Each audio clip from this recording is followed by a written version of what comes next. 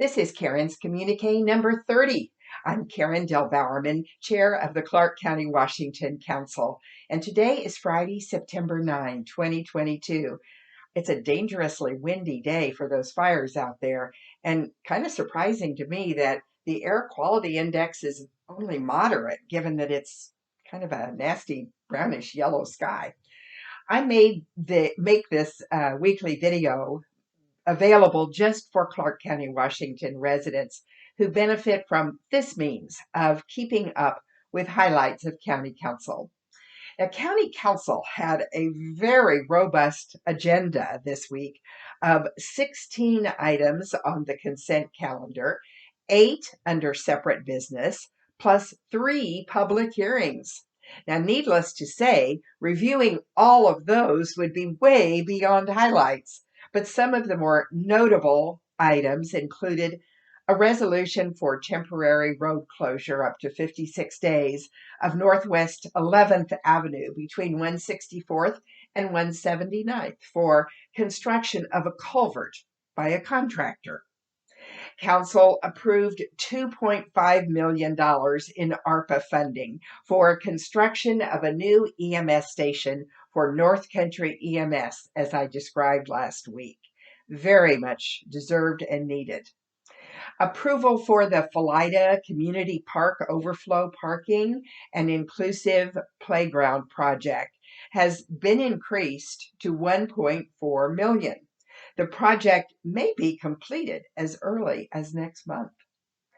Approval for Kozy Kamp Park development project was increased to $2.6 million from the current $1.35 million, with such large increases brought about primarily by inflation, according to staff.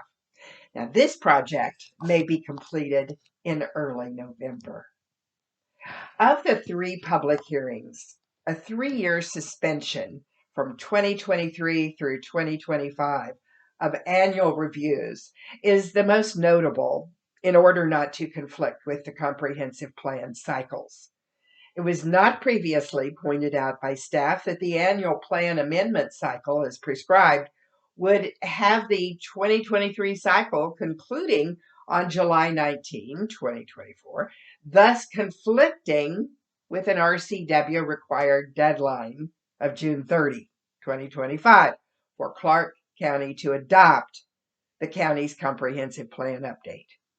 Thus, at this point, it was recommended by the prosecuting attorney's representative that really there was no choice at this time.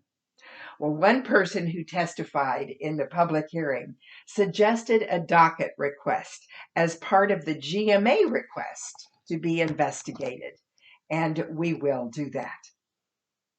Wednesday began with a work session of more than an hour, chaired by presiding judge, the Honorable Derek Venderwood of Superior Court, presenting results of a study done on Clark County's caseflow and calendaring and operations by the National Center for State Courts. The court is to be complimented for being very open to implementing recommended changes, which will have broadly based impacts, including lowering of backlog. I recommend, if interested, that you go to that online agenda and in the right-hand column, click on work session to see the entire presentation. And a good ending to this report is the E-Plan Review Go Live training that began a couple of days ago, thanks to a dedicated staff team that has implemented this system in a short amount of time after many years with no end in sight. I'm always proud of accomplishments that improve our services in this community like that. Thank you. And I will see you next week for the next communique.